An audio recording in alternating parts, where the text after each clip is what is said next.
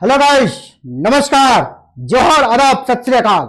Exam fighter number 1 पर आप सभी का हार्दिक स्वागत है, ग्रैंड वेलकम है। आज झारखंड के उच्च शिक्षा से जुड़ा हुआ बहुत ही महत्वपूर्ण दिन है। क्यों? क्योंकि आज झारखंड विधानसभा में झारखंड राज्य विश्वविद्यालय विधेयक पेश होना है और इस विधेयक के पास हो जाने के बाद झारखंड में उच्च शिक्षा के क्षेत्र में विशेषकर असिस्टेंट प्रोफेसर से जुड़ी हुई वैकेंसी के बारे में बहुत चीजें बदल जाएगी। उच्च शिक्षा में महत्वपूर्ण बदलाव है और आज विधानसभा में पेश होगा और मैंने क्या है, पास होगा। क्यों पास भी होगा? क्योंकि सरकार जो है ना पूर्ण बहुमत में है, तो झारखंड विधानसभा से पास होने में कोई भी दिक्कत नहीं है। यह विधेयक एक बार पास भी हुआ था, हालांकि गवर्नर ने उसमें रोक लगा दिया था, सिग्नेचर नहीं किया। तो यह फिर से संशोधन विधेयक तो नहीं बल्कि फ्रेश विधेयक डाला गया है। और आपको पता है यह विधेयक जैसे ही पास होगा और जेट का एग्जाम 29 मार्च को होना है, तो जेट का जैसे ही यहां पर आपको रिजल्ट जारी होगा, झारखंड में 2404 परमानेंट असिस्टेंट प्रोफेसर की वैकेंसी आएगी और नई वैकेंसी नए नियम से होगी। इसी पर आज की इस वीडियो में पूरा सेशन रहेगा, बात करने वाले हैं। ठीक है, तो ये जो वैकेंसी आएगी तो इसकी अगर ये विधानसभा से पास हो जाता है ना, ये अगर विधानसभा से पास हो जाता है तो मैं बता दूं ये विधेयक पास हो जाता है। गवर्नर का भी सिग्नेचर अगर इस बार हो जाता है, अगर झारखंड के राज्यपाल महोदय भी इस पर सिग्नेचर कर देते हैं तो अगली वैकेंसी जेपीएससी से भी नहीं आएगी। मैं आपको आज बता देता हूं, अगली वैकेंसी नए आयोग से आएगी। क्योंकि अब झारखंड में झारखंड राज्य विश्वविद्यालय विधेयक है ना, अब झारखंड राज्य विश्वविद्यालय आयोग भी बनेगा और जेपीएससी के जगह अगली वैकेंसी किससे आएगी? आयोग से आएगी। तो आज का दिन उच्च शिक्षा के लिए, झारखंड के उच्च शिक्षा के लिए काफी इंपॉर्टेंट है। इसको जरूर ध्यान से समझिए, क्या क्या बड़ा बदलाव होने वाला है। अभी आगे हम लोग बात करेंगे क्या है नया नियम, नए नियम से किस प्रकार भर्ती होगी, A to Z जानेंगे। ठीक है, तो सबसे पहले चलिए इस अपडेट को देख लेते हैं। आज ये अपडेट है, ये है न्यूज आज का। क्या न्यूज है देखिए, न्यूज यही है कि झारखंड विश्वविद्यालय बिल विधेयक आज सदन में होगा पेश। क्या है खास, बता रहा भास्कर। कुलपति की नियुक्ति यानी वीसी की नियुक्ति प्रक्रिया में गवर्नर के साथ सीएम भी होंगे, यानी अब सरकार भी इसमें, सरकार के मुखिया यानी मुख्यमंत्री भी इसमें शामिल होंगे आपका वाइस चांसलर की नियुक्ति में। पहले क्या होता था, गवर्नर ही नियुक्ति करते थे और अभी हाल में देखे होंगे कि अदर स्टेट के ही 3 वाइस चांसलर नियुक्त हुए झारखंड में, जिसको लेकर विवाद भी हुआ। इसीलिए सरकार भी इसमें और ज्यादा मजबूत नियंत्रण रखना चाहती है, ताकि देखिए जब भी कोई झारखंड की सरकार रहती है वो चाहती है कि झारखंड के ज्यादा से ज्यादा बच्चों को जॉब मिले, झारखंड के ही लोग महत्वपूर्ण पदों पर नियुक्त हो। ठीक है, इसमें इसका बेनिफिट्स होगा। तो चलिए आगे देखते हैं, आगे पूरा इस न्यूज को पढ़ते हैं, फिर आपको अपना एनालिसिस करेंगे। ठीक है, हालांकि आज भी जो गवर्नर है, राज्यपाल है, वही कुलाधिपति होंगे। ठीक है, सभी यूनिवर्सिटीज के। ठीक है, गवर्नर विश्वविद्यालय में के कुलाधिपति व सर्वोच्च पदाधिकारी होंगे, यह आज भी रहेगा। नया विधेयक आने के बाद भी यह व्यवस्था रहेगी। ठीक है, राज्य में विश्वविद्यालयों के कुलपति वीसी की नियुक्ति अब राज्यपाल और मुख्यमंत्री दोनों की भूमिका होगी। पहले किसका था? सिर्फ राज्यपाल। इसके लिए झारखंड राज्य विश्वविद्यालय विधेयक मंगलवार, आज मंगलवार है, विधानसभा में पेश किया जाएगा। यह पहले लाया गया संशोधन विधेयक नहीं बल्कि नया विधेयक होगा। इसके पहले जो विधेयक आया था गवर्नर ने उसे अप्रूव नहीं किया, तो फिर क्या किया ना, एक नया विधेयक ही लेकर आ रहे हैं। ठीक है, सदन में फिर से इसे प्रस्तुत करने की इच्छा जताई है। किसने? जो आपके प्रभारी मंत्री है सुदीप कुमार सोनू, उन्होंने कहा कि हम लोग फ्रेश बिल यहाँ पर पेश करेंगे। ठीक है, अभी यहाँ पर क्या क्या चीजें हो रही है उसको समझिए। ठीक है, क्या क्या चीजें हो रही है और आगे क्या होगी। चलिए आगे इसको हम लोग एक बार देख लेते हैं पूरे न्यूज को, इसके बाद फिर इसका एनालिसिस करेंगे। यहां पर सोमवार दोपहर 3 बजे तक विधायकों को इस विधेयक पर संशोधन देने का समय दिया गया था। कई विधायकों ने अपने सुझाव भी दिए हैं। अब मंगलवार को सदन में इसे पेश किया जाएगा। विभिन्न दलों के विधायक इस पर चर्चा करेंगे, जिसके बाद सरकार इसे पारित करने की कोशिश करेगी।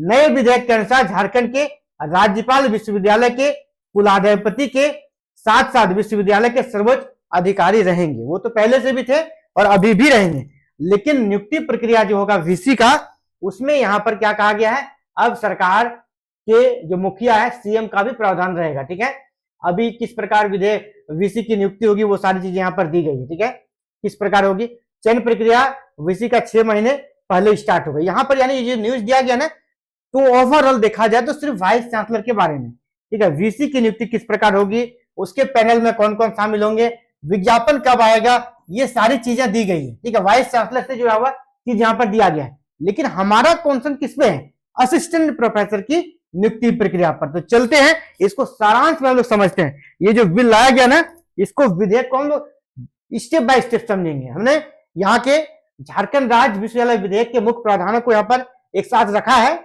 जिसमें सबसे पहले कुलपति की नियुक्ति, इसको हमने समझ लिया है। कुलपति की नियुक्ति में मुख्यमंत्री की भी भागीदारी होगा। यहाँ पर इसको जो मंत्री जी हैं उनका कहना है दिस इज अम्ब्रेला एक्ट, यह एक अम्ब्रेला एक्ट है ना। ठीक है, अलग अलग नियम की जगह एक एक्ट रहेगा ये। ठीक है, अम्ब्रेला एक्ट इसको कहते हैं। राज्य के सभी विश्वविद्यालयों के लिए एक समान नियम होगा। इससे अलग अलग विश्वविद्यालय में अलग अलग नियम की जो विसंगति है ना, वो समाप्त होगी, इनका ये कहना है। अब देखिए, उच्च शिक्षा मंत्री की भूमिका क्या रहेगी नए नियम के तहत। उच्च शिक्षा मंत्री जो हायर एजुकेशन के मंत्री हैं, उनकी क्या भूमिका रहेगी, यहां पर उनको भी समझिए। 1 मिनट। उच्च शिक्षा मंत्री की क्या भूमिका रहेगी उसको समझिए। राज्यपाल अभी भी कुलाधिपति यानी चांसलर है सभी यूनिवर्सिटीज के, झारखंड के सभी यूनिवर्सिटीज के कुलाधिपति कौन है, गवर्नर है, राज्यपाल है। ठीक है, लेकिन उच्च शिक्षा मंत्री को प्रति कुलपति यानी प्रो चांसलर के रूप में कार्य करने का अधिकार होगा। यानी यहां भी गवर्नर के साथ एजुकेशन मिनिस्टर जो हायर एजुकेशन के हैं उनको अटैच कर दिया है। ठीक है, यहां भी ये उसके पास आज प्रति कुलपति रहेंगे। ठीक है, को चांसलर रहेंगे। ठीक है, प्रति कुलाधिपति होगा, यहाँ पर कुलपति नहीं, प्रति कुलाधिपति। ठीक है, ये चांसलर है, ये प्रो चांसलर रहेंगे। ठीक है, अब देखिए ट्रिब्यूनल का गठन होगा, कोई भी विवाद होगा तो उसके लिए ट्रिब्यूनल बनेगा। ठीक है, ताकि अदालत का बोझ नहीं हो, ये अपना फैसला खुद ही कर ले। अब ये देखिए, आप सभी जिसका इंतजार कर रहे थे, असिस्टेंट प्रोफेसर नियुक्ति प्रक्रिया 2024, यहां पे क्या होगा, यहां पे जैसा कि बार बार सरकार के द्वारा कोर्ट में, झारखंड हाईकोर्ट में बताया गया कि हम लोग जेट के बाद वैकेंसी लाएंगे। ठीक है, अब देखिए झारखंड में अब असिस्टेंट प्रोफेसर की नियुक्ति प्रक्रिया में झारखंड पात्रता परीक्षा जेट और जेपीएससी की भूमिका को और अधिक स्पष्ट किया गया है। ठीक है, और अधिक स्पष्ट किया गया है। अभी यहां आपको जेपीएससी लग रहा है क्योंकि ये फॉर्म में नहीं आया है, ये काम करना शुरू नहीं किया है। लेकिन मैं कह देता हूं, जैसे यहाँ काम करना शुरू होगा, यहाँ जेपीएससी नहीं मिलेगा, यहाँ आयोग मिलेगा, क्योंकि इसी विधेयक में आयोग के गठन का भी प्रावधान है। ठीक है, इस पर हमने बात आपको बताई थी। तो देखिए, जेट मैंडेटरी हो गया, जेट आपको पास करना होगा, तभी आपके पास न्यूनतम योग्यता आएगी झारखंड में असिस्टेंट प्रोफेसर बनने के लिए। लेकिन जो बच्चा नेट पास है, जेआरएफ पास है, उनके लिए जेट कोई जरूरी नहीं है। जो नहीं है उनके लिए कह रहा हूं। ठीक है, तभी आप इस फॉर्म को भर पाएंगे। तो देखिए, चयन प्रक्रिया में यहां पर समझिए, सबसे पहले क्या चाहिए आपको, जेट। सबसे पहले चाहिए झारखंड पात्रता परीक्षा। झारखंड पात्रता परीक्षा जेट का आयोजन होगा, और अभी 29 मार्च को जेट का एग्जाम है। 29 मार्च को जेट का एग्जाम डेट है। और हाँ, एक न्यूज आप सभी के लिए इंपॉर्टेंट है, अगर आप चाहते हैं कि इसमें 100% सफल हो, तो हमारे पास मॉक टेस्ट सीरीज स्टार्ट हो गया है। मॉक टेस्ट सीरीज स्टार्ट हो गया है, इसको ज्वाइन कीजिए और अपने तैयारी को कंप्लीट कीजिए। तैयारी क्यों बोलना कंप्लीट, अगर आप कुछ भी नहीं पढ़े ना, इस मॉक टेस्ट सीरीज में आपको 500 एमसीक्यू मिलेगा। और ये एमसीक्यू ऐसा है जो पूरे सिलेबस को कवर करता है। अगर आप सिलेबस में कुछ भी नहीं पढ़े हैं, सिर्फ इस मॉक टेस्ट को बनाकर चले जाइए, आपका टेंशन 80% गायब हो जाएगा। क्योंकि ये जो मॉक टेस्ट नहीं, इसको पूरे सिलेबस का निचोड़ समझिए। ये पूरा सिलेबस का निचोड़ है। ठीक है, ये पूरा सिलेबस का क्या है, निचोड़ है। ये पूरे सिलेबस का ये निचोड़ है। तो अगर आप देखना चाहें तो मैं आपको बता दूं, आगे बढ़ने से पहले, मॉक टेस्ट का जो आयोजन होगा किस प्रकार यहां पे हो रहा है। ये है आपका मॉक टेस्ट से जुड़ा हुआ, हालांकि इस पर हमने एक वीडियो बनाई थी। तो ये देखिए मॉक टेस्ट सीरीज है ना, मॉक 500 एमसीक्यू मिलेगा। पेपर 1 का बता रहा हूं ये। ठीक है, पेपर 1 का, पेपर 2 का भी होगा। तो पेपर 1 में जब आप 500 एमसीक्यू बना लेंगे ना, तो ये पूरा सिलेबस का निचोड़ है। मैंने कहा आपको सिलेबस का पूरा रिवाइज हो जाएगा। तो यहां से आपको डायरेक्ट प्रश्न रहेगा और बिल्कुल ऑफर प्राइस पे आप इस प्रैक्टिस टेस्ट को ज्वाइन कर सकते हैं। इसका माध्यम क्या है? इसका माध्यम है इस वीडियो के डिस्क्रिप्शन बॉक्स में हमारा ऐप है जिसका नाम है एग्जाम फाइटर नंबर 1, उसका लिंक दे दिया है। उस लिंक को क्लिक करके ऐप को डाउनलोड कर लीजिएगा और जैसे ही ऐप को डाउनलोड कर लीजिएगा आपको सभी कोर्सेज दिखने लगेंगे। ठीक है, अगर आपको कोई दिक्कत होगा तो एक नंबर देता हूं, इस नंबर पे कॉल कर लीजिएगा 7541840154। इस नंबर पे कॉल कीजिएगा, आपको टेस्ट सीरीज से जुड़ी हुई सारी जानकारी यहाँ पर मिल जाएगी। ठीक है, टेस्ट सीरीज से जुड़ा हुआ सारा आपको जानकारी यहाँ पे मिल जाएगा। आप यहां से टेस्ट सीरीज किस प्रकार लेना है वो पता चल जाएगा। जो एप्लीकेशन का ऐप हमने ऐप का लिंक यहाँ पर दिया है वो तो है ही, अगर आप यहां से नहीं तो गूगल प्ले स्टोर से भी जा सकते हैं। आप प्ले स्टोर पर भी जाकर ऐप को डाउनलोड कर सकते हैं। वहां आपको क्या लिखना है? एग्जाम फाइटर नंबर 1, वहां लिखना है आपको एग्जाम फाइटर नंबर 1 लिखिएगा, पूरा ऐप का नाम एग्जाम फाइटर नंबर 1। ठीक है, तो आपको मिल जाएगा मॉक टेस्ट का जो बैच है वो आपको दिख जाएगा। आपको खुद ही सेट लगाना है, बिल्कुल टाइम शेड्यूल बना हुआ है। 1 घंटे में जिस प्रकार एग्जाम में पेपर का कितना समय दिया जाएगा? 1 घंटा। यहां भी आपको 1 घंटा समय दिया जाएगा। ठीक है, 1 घंटे के अंदर ही आपको बनाना है। तो बिल्कुल एग्जाम से पहले एग्जाम वाला फील होगा। तो आपको जो भी बच्चा चाह रहा है कि हम यहां सिलेक्शन पाए तो मॉक टेस्ट में से गुजर कर ही आपको जाना है। जिसका तैयारी बिल्कुल नहीं है उसको तो जुड़ना ही जुड़ना है, जिसका तैयारी बहुत अच्छा है उसको अपने आप को जज करना है कि आपकी तैयारी कितनी अच्छी है। एक बार ये 5 एमसीक्यू का मॉक टेस्ट लगा कर ही जाइएगा। तो चलिए हम लोग फिर से आते हैं उस भर्ती प्रक्रिया में। अभी सबसे पहले आपको क्या करना है? जेट उत्तीर्ण होना है। सबसे पहले जेट उत्तीर्ण होना है। जो बच्चा जेट पास करेगा वही असिस्टेंट प्रोफेसर का फॉर्म भरेगा। ठीक है, अब नियमित रूप से झारखंड लोक सेवा आयोग जेपीएससी द्वारा झारखंड पात्रता परीक्षा आयोजित की जाएगी। नेट के साथ साथ जेट उत्तीर्ण अभ्यर्थी भी आवेदन के लिए पात्र होंगे। नेट जो पास है वो तो योग्य है ही, जो जेट पास है वो भी है। और आपको एक चीज बता दें, जो जेट पास करेगा जॉब लगे या नहीं लगे, अभी आपको 35,000 पर मंथ फेलोशिप दिया जाएगा, जिसको सीएम फेलोशिप कहते हैं। 35,000 ये किस चीज के लिए? पीएचडी के लिए। यानी नेट पास आप जेट पास करते हैं तो 2 फायदा हो गया। पहला तो आप असिस्टेंट प्रोफेसर का फॉर्म भर पाएंगे, दूसरा आपको 35,000 पर महीना मिलना स्टार्ट हो जाएगा, तीसरा पीएचडी भी आप कर पाएंगे, आपके नाम के आगे डॉक्टर की उपाधि लग जाएगी। यानी 3 बेनिफिट्स। इसलिए जेट निकालना जरूरी है और जेट निकालना जरूरी है और जेट निकालने के लिए मॉक टेस्ट जरूरी है। लास्ट टाइम आप जितना मॉक टेस्ट दीजिएगा उतना ही आपके लिए फायदा होगा। एग्जाम फाइटर नंबर 1 पे मॉक टेस्ट चल रही है और काफी शानदार मॉक टेस्ट चल रही है, पूरा सिलेबस का निचोड़ है। उस मॉक टेस्ट को जरूर ज्वाइन कीजिएगा आप सभी। इसका लिंक इस वीडियो के नीचे दिया गया है, नंबर भी दिया गया, वहां से भी आप कॉल कर सकते हैं। तो चलिए साथियों आगे देखते हैं, आगे क्या दिया है। आगे चयन का जो आधार रहेगा वो सब चयन का प्रोसेस को समझते हैं। चयन प्रक्रिया में क्या बिहार की तरफ बदलाव हुआ है? जी नहीं, अभी तक इस प्रकार की कोई भी चीजें निकल कर नहीं आई है कि चयन प्रक्रिया में बदलाव होगा। इस प्रकार की कोई भी चीजें यहाँ पर नहीं दिख रही है। ठीक है, चयन प्रक्रिया अभी यहाँ पर पुराना ही रहेगा। एपीआई प्लस इंटरव्यू यानी academic performance index plus interview के माध्यम से आपका चयन होगा।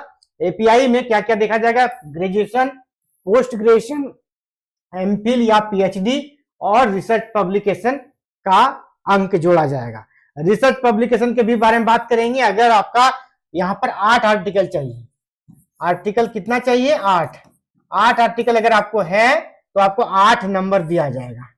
एक आर्टिकल पे 1 नंबर, तो 8 आर्टिकल पे कितना नंबर? 8 नंबर। अगर आपको रिसर्च आर्टिकल में कहीं मदद चाहिए, अगर आपको शोध पत्र लिखने में कहीं मदद है चाहिए, उसके लिए भी एग्जाम फाइटर नंबर 1 पे आपको जरूरी गाइडलाइन दिया जाएगा। आपको दिए गए नंबर पे कॉल करना है।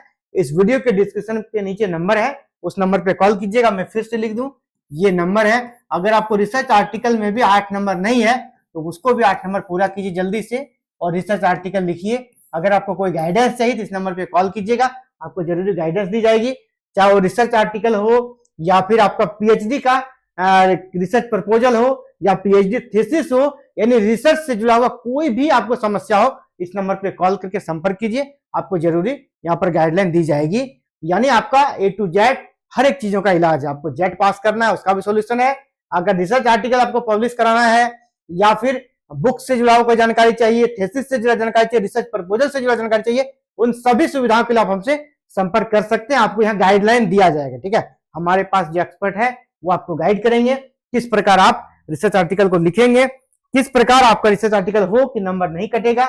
अब यहाँ देखिए एपीआई में क्या होता है, शॉर्टलिस्ट किया जाएगा, कैंडिडेट को शॉर्टलिस्ट किया जाएगा किसके लिए, इंटरव्यू के लिए। जिसका एपीआई अच्छा होगा, जिसका रिसर्च पब्लिकेशन वगैरह है, वो शॉर्टलिस्ट हो जाएगा इंटरव्यू के लिए। इंटरव्यू के लिए जैसे आप शॉर्टलिस्ट हो जाएंगे आपको इंटरव्यू देना है, और इंटरव्यू प्लस एपीआई का नंबर जोड़कर फाइनल रिजल्ट आ जाएगा, और दोनों के मिश्रण के आधार पर यहाँ पर रिजल्ट तैयार किया जाएगा। तो आपको सबसे पहले जेट निकालना चाहिए, और जेट के लिए मॉक टेस्ट ज्वाइन करना चाहिए। और जैसे जेट पास करते हैं आपको सबसे पहला ध्यान रखिए प्रकाशन, शोध प्रकाशन, रिसर्च आर्टिकल, ये 8 नंबर आप तुरंत प्राप्त कर सकते हैं ना। 8 नंबर आप 8 महीने की मेहनत से 8 नंबर प्राप्त कर सकते हैं, ठीक है। पीएचडी करते हैं तो फिर 15 नंबर मिल जाएगा, ठीक है। पीएचडी का 15 नंबर है, तो आप पीएचडी और रिसर्च पब्लिकेशन पे ध्यान दीजिए। रिसर्च पब्लिकेशन के लिए हमने बता दिया 8 आर्टिकल आपको जरूरी है, उसको कर लीजिएगा, ठीक है। और कोई दिक्कत होगा तो आप बात करना। आपको योग्यता क्या चाहिए, तो देखिए योग्यता क्या रहेगा, अभी भी योग्यता वही है जो पहले था। सबसे पहला योग्यता पीजी में आपके 55% मार्क्स चाहिए, मास्टर्स में आपके 55% मार्क्स चाहिए मास्टर्स में।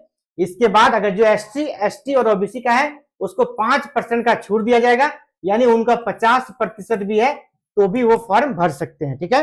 ये न्यूनतम योग्यता है, योग्यता नंबर 1 है। योग्यता नंबर 2 क्या है, यूजीसी नेट, सीएसआईआर नेट या जेट उत्तीर्ण, तीनों में से कोई एक उत्तीर्ण। अगर आप ये उत्तीर्ण है तो ठीक है, ये भी है तो ठीक है, और नहीं है तो सीधा जेट निकाल लीजिए, अभी एग्जाम होने वाला है तो आप यहाँ पर फॉर्म भर सकेंगे और बिल्कुल आप परमानेंट असिस्टेंट प्रोफेसर बन जाएंगे। 2404 पदों पर वैकेंसी आएगी, और ये अब तक झारखंड की सबसे बड़ी वैकेंसी है। छोटा स्टेट है, इसके लिए बड़ी वैकेंसी मानी जाएगी। तो फिलहाल साथियों इस वीडियो में इतना ही। बाकी आप इस विधेयक के बारे में क्या सोचते हैं, नया नियम के बारे में क्या सोचते हैं, अपने सुझाव जरूर दीजिएगा। आपको कोई भी मदद चाहिए रिसर्च आर्टिकल से, पीएचडी थीसिस से जुड़ा हुआ, या फिर मॉक टेस्ट सीरीज ज्वाइन करने में कोई दिक्कत हो, जो कि मेगा मॉक टेस्ट सीरीज है, जो कि पूरे झारखंड लेवल पे हर एक बच्चा इस टेस्ट सीरीज से जुड़ चुका है। आप भी पीछे मत हटिए, क्योंकि जो जुड़ गया वो आपसे आगे निकल गया। आपको कंपीट करना है, उसको कमबैक, उसको कह सकते उसको पकड़ना है, उसको कैच करना है, तो उसके बराबरी पे वो जहां से तैयारी कर आपको भी करना होगा, वो जहां मॉक टेस्ट सीरीज ज्वाइन कर आपको भी करना होगा, तभी आप उसको कंपीट कर पाएंगे। क्योंकि आपको पता है 6% ही रिजल्ट आना है, जितने एप्लीकेंट होंगे जेट में 6% बच्चों का ही रिजल्ट आएगा। इसीलिए आपको एक भी अवसर छोड़ना नहीं है, ठीक है, थोड़ा सा भी ढीला नहीं पड़ना है। तो फिलहाल साथियों इस वीडियो में इतना ही, मिलते हैं एक नए वीडियो में नए अपडेट के साथ, नए इंफॉर्मेशन के साथ। अगर आपका गोल हायर एजुकेशन है, आप उच्च शिक्षा में जाना चाहते हैं, बिल्कुल आप सही जगह पे हैं। Exam fighter number 1 higher education को डेडिकेटेड इंडिया का नंबर 1 चैनल है, जहां पर इस प्रकार का कंटेंट आपको एवरी डे उपलब्ध कराया जाता है, आगे भी कराया जाता रहेगा। बस आप लोगों का ऐसे ही प्यार और दुलार मिलता रहे। तो साथियों एक रिक्वेस्ट रहेगा, जो रेड बटन है सब्सक्राइब वाला, कोई पेमेंट नहीं लगता है, इसको क्लिक कर लीजिएगा। इसको क्लिक करने के बाद क्या होगा, चैनल सब्सक्राइब हो जाएगा, और अगली वीडियो जब भी मैं अपलोड करूं आप तक नोटिफिकेशन जाएगा, और आप उस नोटिफिकेशन के माध्यम से सबसे पहले न्यूज को, सबसे पहले अपडेट को जान पाएंगे और खुद को रेडी रख पाएंगे। थैंक यू, जय हिंद, जय भारत, जय झारखंड।